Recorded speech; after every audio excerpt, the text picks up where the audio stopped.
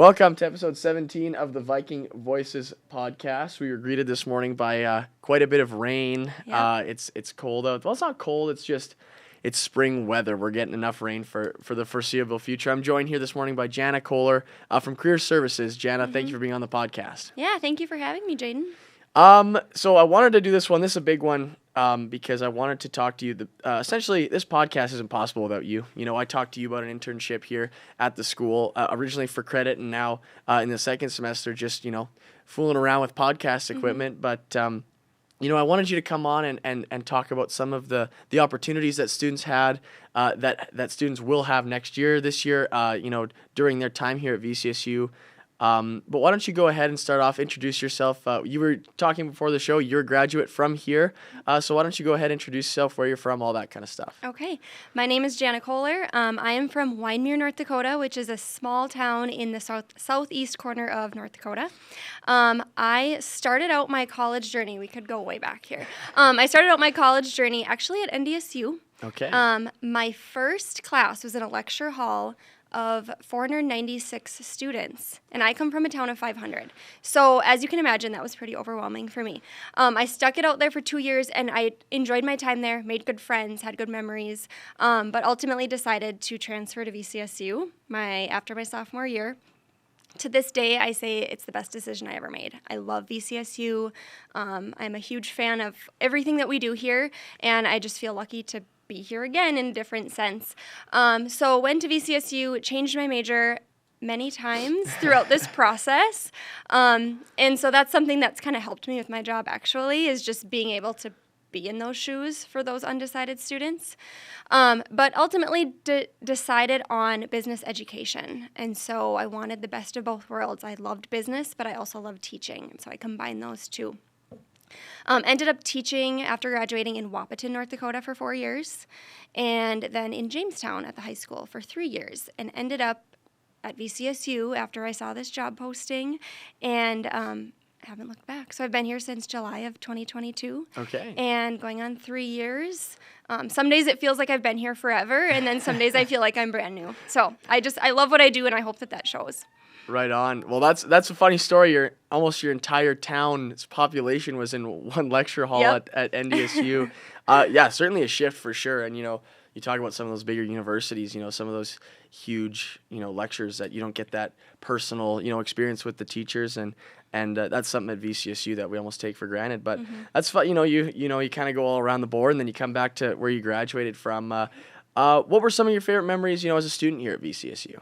I came in as a junior, so I felt like maybe I missed out on some of those. I wasn't part of Learning to Live. Right. Like everyone talks about, it's now Viking Voyage. But kind of missed out on those initial things that happen as a freshman and a sophomore. But the one nice thing about VCSU is no matter when you come, you feel welcomed. Like it feels like home. And so that's something I just felt totally welcomed right away, got a job on campus. And I could really speak to that too, because I work very closely with our on-campus employees, That's our right. student employees. And a lot of that stems back to when I was a student employee on campus. And it all came full circle when this job came up. And who did I call? I called 2 of my supervisors from my old student job on campus because it's all about who you know. And they encouraged me to apply. And yeah, so I think my favorite memories, I had a really great group of friends, some that I knew from high school that were already here, and some that I met and to this day am still friends with. And so I just really love everything about VCSU. But if I were to pick a favorite memory, oh gosh, I just love, and to this day, I love fall.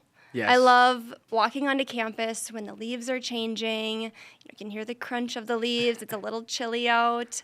Grab a coffee from Pat. That is my favorite. So. Yeah, that's a good one. And yeah, falls here are really nice and on campus. So talk about this is actually a great lead up to what we're going to talk about. Talk about your experience being a student employee on campus, and then Yep. you know, obviously we're going to come full circle to, you know, how other students can get involved, how other students can become student employees or get involved on campus. Yeah. So right away when I got here, I knew I needed to find a job. And so I ended up applying for a job in the School of Education. So up McFarland, 3rd floor, office 326. At the time, it was Irene Groth, Emma Tufte, Al Olson, who is still there, Gary Thompson, Dave Bass, and Kim Knodel, who are both still here. Kim's on his way out. But they were kind of my crew up there. And I worked mainly with Irene and just helping with administrative type tasks. I actually wasn't an education major when I came here. And Dave Bass, shout out to him, he encouraged me to take an education class. He said, Janna, take my intro to ed class. And if you don't like it, you know, I guarantee you'll like it. Right. And he was right. And so I think everything kind of like happens the way it's supposed to. And I really loved working in that office. It was a great way to meet people, especially as a transfer student. I mean, I got to see a lot of students in and out and just get to know different people on campus. And then now, I've been in those shoes before. And so when students come in looking for campus employment, I know how that goes and I can point them in the right direction. And I always tell students, like, full transparency, you're not going to get rich working on campus, but you will have flexibility. And your department, your office, wherever you work, they understand that you're a student first. And oftentimes, if you're a student athlete, they understand that you're a student and an athlete and then an employee. And so you have that flexibility that you don't always get off campus.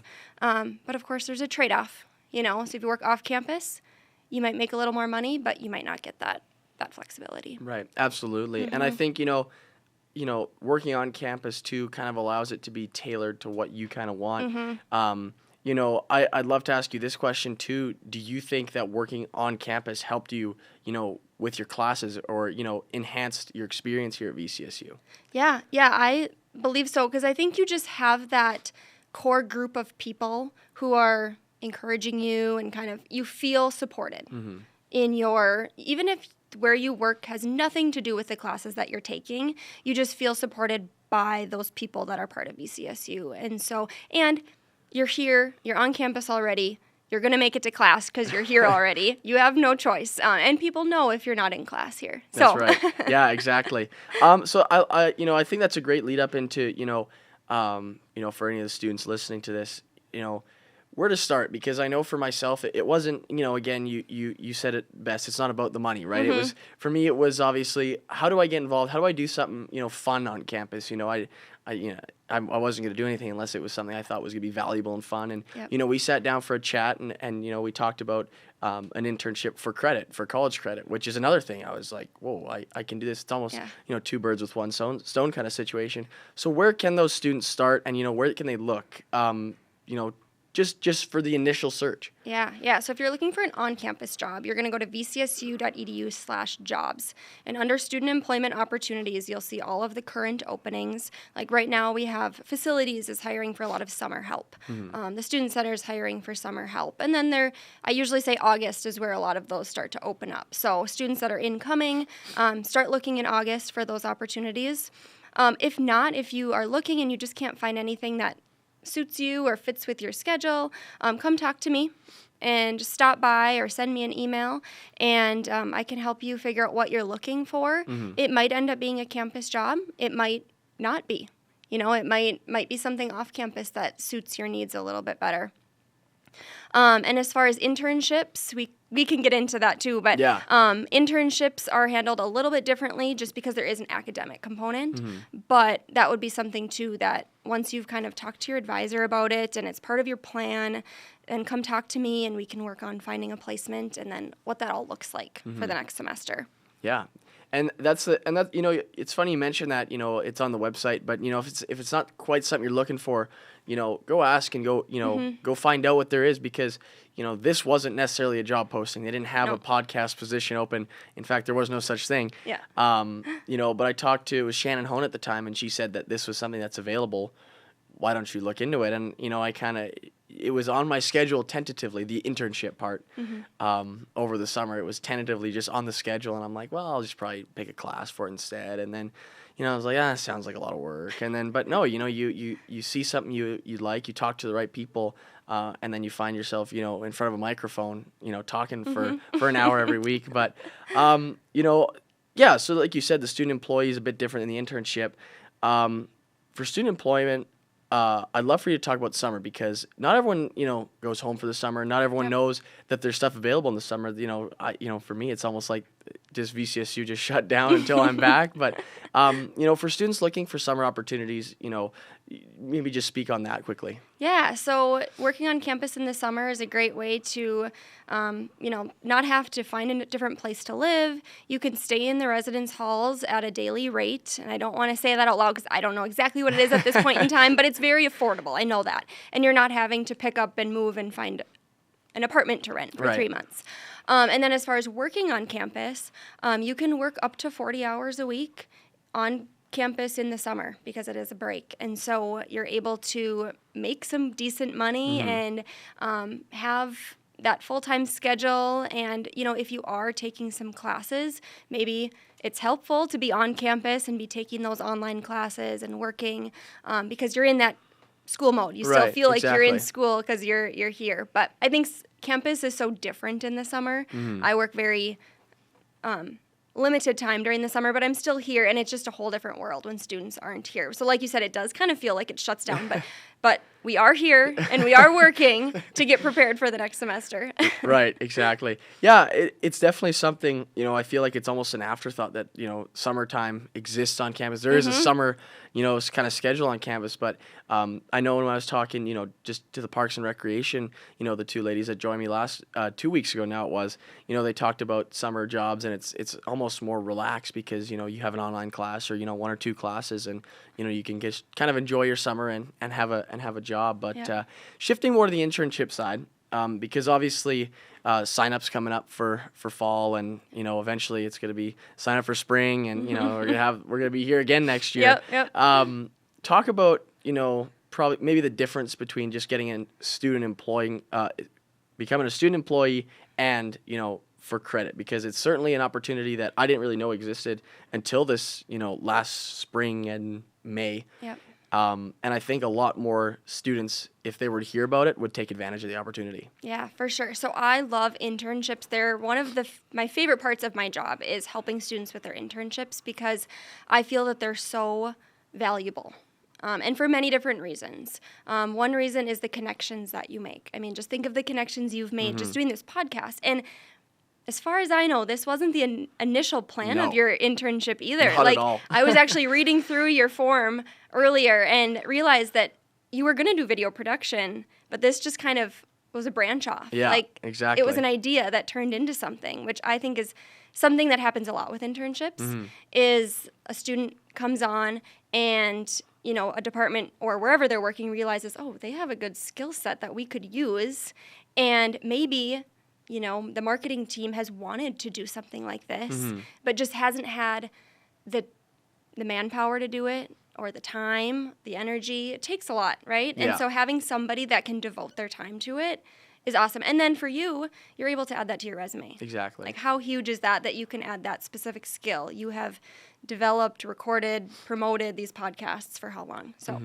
very cool. But going back to internships, so making connections is one thing, gaining new skills, or just, exploring what's out there. So usually when students come in to ask about an internship, they kind of have one way or the other. So they are maybe wanting to really focus in on, I think of, for example, my psychology interns. So they come in and let's say they really want to learn more about clinical counseling. So we try to find a clinical counseling setup for them. On the flip side, I might have a psychology student come in and they just want to explore different parts of psychology. We know it's a huge field, so what can they do to kind of see what all is out there? And so internships can be set up with a direct goal in mind, or it can be set up more of like I just want to explore and see what actually interests me. And what what's really cool about our internship program is that so many are created just organically with local businesses.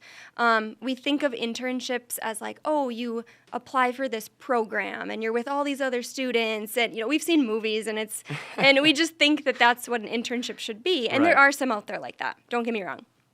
But what happens in what I've noticed in Valley City is a student comes in, they say, I'm interested in this. I call up a local business and say, hey, would you have room to support a student for this many hours over the summer or over the fall semester? And this is what they need to do. And most businesses are so welcome to the help. Even if it takes a little bit of extra front loading and training, like they know that could result in a future employee. That's right. Absolutely. And that oftentimes it does. And so I think that kind of organic nature of our internships is awesome. And we really build those connections with our community businesses as well.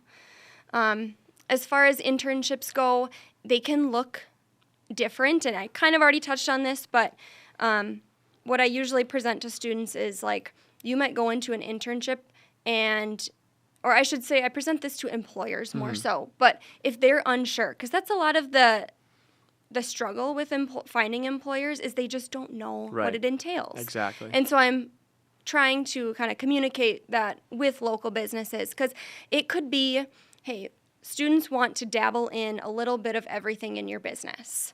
Okay, great. So they bring an intern on and they get to go through all the different departments of their business and see what they like.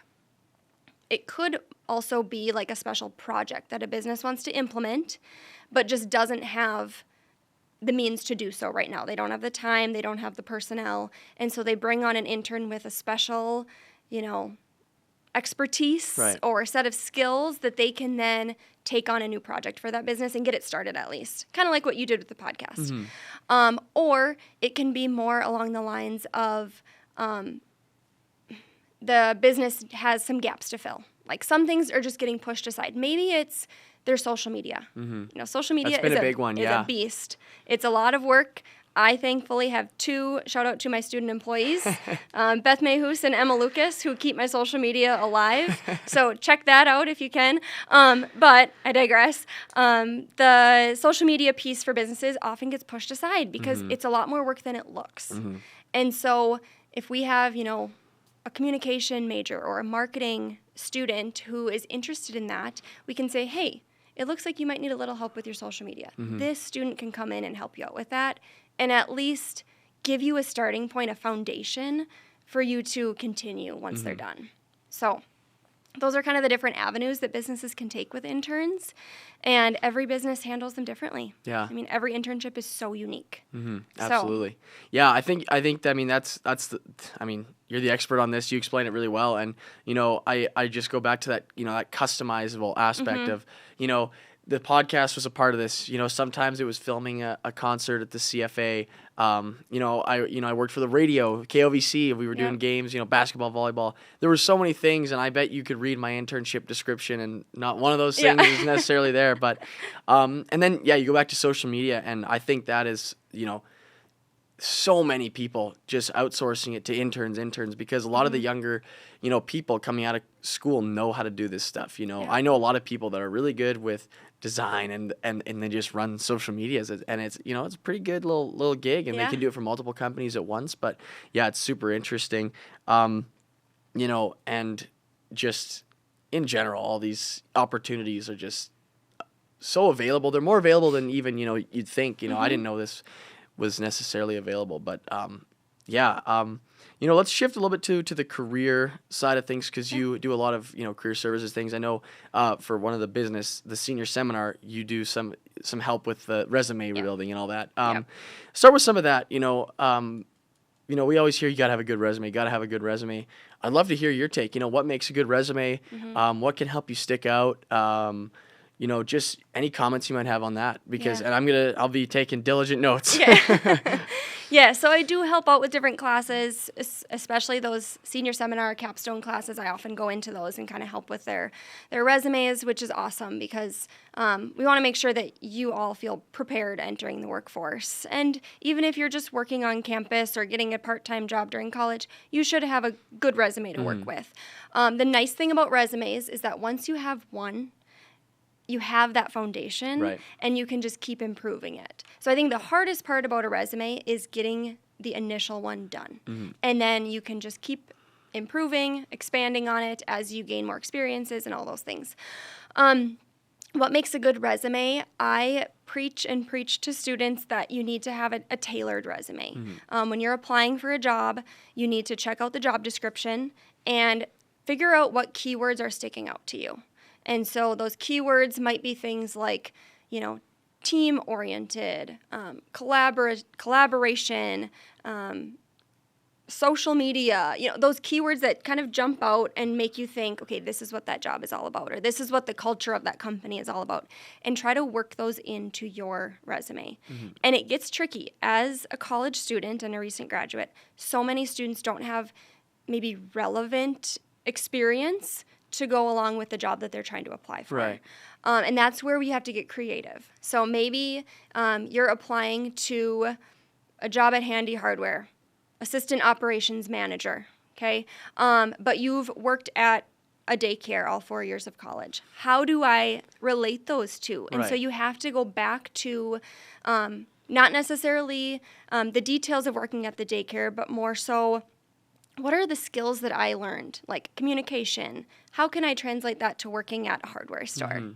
So looking for those things, those kind of transferable skills is what we call them. Transferable skills like problem solving, collaboration, communication, those things that can be taken with you into another job. So focusing on those and figuring out how you can make them relevant to the job you're applying for. So that's the biggest thing with resumes, is just making it relevant. Of course, you want to stay away from typos and you want to make it look nice, but sometimes simple is better. I mean, you don't need to have graphics on it. You don't need all the fancy things. Just simple, get your point across. One page usually suffices for a recent college graduate. That's a big question I get. How long does my resume need to be? I say 1 page. Because they actually don't spend a ton of time looking at them. And you put all this effort into it for them to scan through it for 6 seconds and all that work you did. But if you have a solid resume with those keywords that are going to jump out at them, that's going to get you to the next step. Exactly. And you know what? It's actually interesting because, a lot of people, they're not sure what their length should be. I've always heard 1 page, luckily, so I've been good there. But, a few other questions that I've asked myself and maybe I've heard other people ask. What kind of, so this is going to be kind of a weird one. I don't know if this is really, I don't know. I'm going to throw it out there and see if you had an answer for it. For someone who, let's say, has worked a few different jobs, and maybe they're kind of getting lengthy. Do you ever omit maybe a less glamorous job or, something that, okay, you're nodding your head. So. Yeah, you can omit jobs as long as you're willing to, like if they see a gap in employment and they ask you in an interview or something, you can explain that. I left that out because it wasn't really pertinent to this job. But as long as, if you gained a certain set of skills working there, include those somewhere else on your resume. But yeah, it's understandable that if you have 6 jobs, you're not going to include all of them. So you kind of start to taper them off, cut them off as you progress through. And pretty soon as you're 10 years into your career, you probably won't have those college jobs on your resume anymore because you're just making sure that it's staying relevant. Absolutely.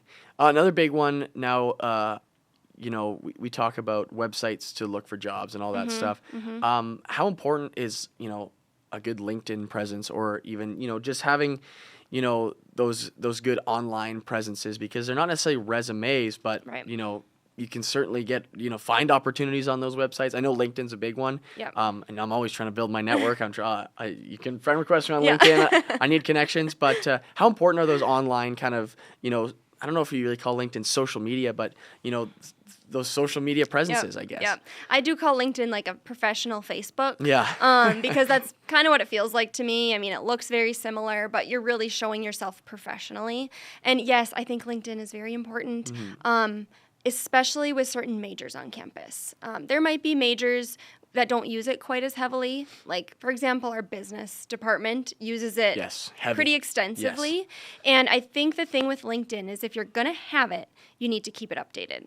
So it's one thing to have an account that you created your sophomore year and you never update it. Right. It's another thing to keep it going so that when you apply for a job, the first thing they do is Google you. I mean, they Google your name, Exactly, and if your LinkedIn shows up, they're going to look at it. And what's nice about LinkedIn is it kind of can be a resume because, like, you can have all of your bullet points from your resume, all of your job experiences, all of your internship work. You can have that right on your LinkedIn. So a good best practice would be when you update your resume, go and update your LinkedIn, or vice versa. There is actually a tool in LinkedIn to build a resume. I do not recommend using it as your official resume because just formatting wise, it doesn't look great. But use it as a starting point and then tweak it to make it look the way you want. So I do think those, in the world we live in, the networking that goes on online is so huge. I have to also put a plug in for Handshake. Handshake is a newer program that we started using a couple years ago, and it's a way for employers to connect specifically with college students. And so pretty much every NDUS institution has Handshake, and then we connect with employers from all over. And so, a lot of our students end up sticking around the area, and if they have a question about a business, I can usually find a contact. But if we have students who are headed home to Florida for the summer, how do I begin to find those contacts? And so I go to Handshake, and there's tons of jobs. I should have looked it up before I came, but usually there is tens of thousands of jobs for VCSU students right on Handshake. Wow. And what's nice is it's kind of like LinkedIn too. You can have a profile. And then they can view you. They can reach out to you, and you can kind of start that conversation. You can apply right on there or visit their website straight from there. So really great tool to use. And it's also what we use to collect information on our recent graduates. So part of my role is preparing the First Destination Career Outcomes Report. And so recent graduates will get a notification through Handshake to help us know what they're doing so that we as VCSU can make better, more informed decisions about our programs and whatnot. Interesting. That's a whole nother topic we could go on. I think I've seen a few Handshake emails here and there in my inbox. There are so many online, just it's everywhere. There's sometimes you talk about the Indeeds, you talk about all that stuff. There's so many opportunities that it's just you go look and it's just like wow, it's almost too much sometimes. But yeah, no, certainly good to get your take on just some of this stuff, like preparing for employment, all that stuff. I'll dial it back a couple notches here. This is kind of not in chronological order, but what advice would you have for students that come in to university and they're unsure of what they want to do? They come in undecided. They come in and I'm going to try this. We'll see how it goes, but I'm not sold on it. What advice would you have for those students? To maybe find their way, find their path in school and in a career environment. So that's a pretty big part of my role as well. So students that visit VCSU that are undecided or undeclared or have the university studies major, I meet with them and just talk them through it because it does feel like when you go to college, you need to have a major chosen, and that's not the case. I always say it's okay to be undecided. So many students, like myself, change their major 1 time, 2 times, 3 times, however many times. And I think it's a really good way to explore and see what you're interested in. I'll give the example that I give to prospective students. We all graduating from VCSU with a bachelor's degree, you need 120 you need 39 general education credits. Right. And those are usually your maths, your sciences, those core classes. But there are some classes, for example, economics, that falls under that. Take a class like that. And if you really like it, wonderful. Now what did you like about it? Did you like learning about money? Did you like learning about the financial side of the world? Then maybe take an intro to business class and just start like paving your path, right? Let's say you take economics and you realize that is not my thing. Not at all. Well, you just helped yourself. Right. Now you know that's probably not a path you're going to go down. But it was part of the gen ed requirements. So you didn't waste time and energy and money. You're still trucking along on that same path, but now you know, okay, that's not a path that I want to go down. And I think I tell students this often. Sometimes those no's are more valuable than those yeses. Like, it's helpful to know what you don't want to do before you get 4 years in and realize that. So if you can realize that early on, wonderful. Of course, we don't want students to come in and just take random classes because that's not really productive. But if you can start to kind of tailor your way using just those intro classes and figuring out what you like, what you don't like. Another thing, when students come to me as undecided, I have access to a lot of different assessments that they can take. So we do like interest profilers, an assessment called True Motivate. We do, career key tests. We do personality tests, and all of those can help kind of gear you towards a certain career path, and then we can dial it back and say, okay, what major at VCSU would fit this? So it's almost like working way ahead so that you can work back and figure out where does it fit in here. Right. Yeah. You almost reverse engineer it to a degree. Yeah. Another question, and this gets kind of the exact opposite. Do you ever tell students that are, so focused on their, they love what they do, there's no doubt in their mind that they're doing this. Do you ever recommend, try something new. Try this class. Maybe try, something you wouldn't have expected to take in school. Even though you know exactly what you want, maybe see if there's something else, that you enjoy as a hobby or something. Yeah, I think that's a great idea. Like I said, I generally, when students come to me with those types of questions, it's usually that they're undecided. Right. But I don't think it's a terrible idea, assuming that you're still, within your you're still working along your credit load that you need to cover. But if you have you need 3 extra credits and you're wondering about an art class and you're like, I kind of think I could do art, that might be something that you tie in with your plan, and it could become a hobby, if anything. Another way to do that would be get involved with the clubs and orgs on campus. Big time, yeah. And just getting to meet those people that are outside of your major. Right. Because I think so many times students that are decided, like, wonderful for them that they know what they want to do. But you can end up, potentially pigeonholing yourself into that, and then you're not branching out as much. And so getting involved with those clubs and orgs just really helps you to gain those connections with peers, and finding other things that you enjoy. Right. Well, even you can go all the way back and, trying to, student employment on campus, something you might not have thought about. Yeah. There's so many opportunities, and so, I don't usually have my laptop here. We're working off of paper, but usually have my laptop, so I kind of know how much time we've gone. Yeah. I have no idea now. Okay. So your guess is as good as mine. I really appreciate you being here. Kind of winding down here. You talk about your time as a student, some of your favorite memories, but what are some of the things you enjoy working here, enjoy about working here, and some of your favorite memories, being an employee here? So I love my job, and like I said, I hope that shows with students. If I had to pick a favorite part of my job, I think it's just like an overall sense of I get to help students make these big decisions. Of their life, because they're about to leave, and we want to make sure that they're prepared, and so I can help them with that, and also be part of that transition into adulthood, I guess, or the workforce. I also love connecting with businesses, and so I feel like I kind of get the best of both worlds in that. I get to work with students, but I also get to work with businesses and really work to bridge them together. I love working with interns just because of the unique opportunities that they all have, and I think that it can be such a turning point in their college career. So many realize that after an internship that's what they want to do, or they end up working full-time there, and they already have their full-time job before they graduate because of their internship. And so I just really I love who I work with. I think we have a great team here. I felt that from the first time I was on campus as an employee, just everyone works really well together. Like the We All Row is so valid. I mean, I think that it's so fitting and it's so true for how all the departments kind of intertwine and work together. Right.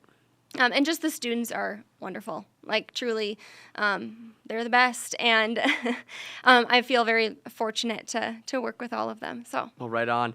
Before we let you go, one more time. Yeah. If any students have interest in an internship, student employment, where can they reach out? How do they reach out? When is the best time to reach out? Because obviously, I'm thinking, obviously you talked about summer employment, but let's think next fall, internships. When is the best time to start looking at that? Because I look pretty late. Yeah. And that happens.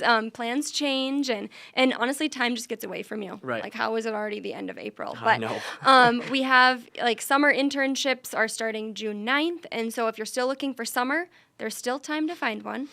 So reach out to me. An email is the best way to do it. You can book a time to meet with me from email. Stop by my office, McFarland 139. Give me a call if that's what you like to do. That's less common, but it happens. And then as far as fall, registration is open. So students can register for fall classes, fall internships. And so if you're wanting fall, now is a great time to start that process.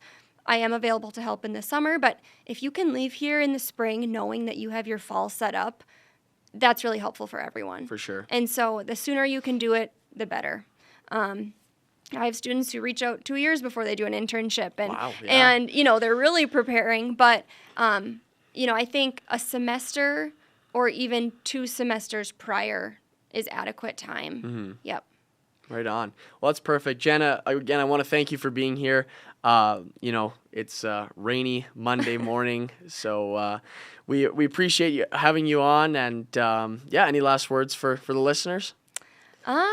Just make those connections. As far as career services words goes, I think that those connections are so valuable, whether they be on campus or off campus, and just enjoy your time here because it goes fast. Absolutely. I can second that. Yeah. Janna, thank you again. And for Viking Voices, we say so long.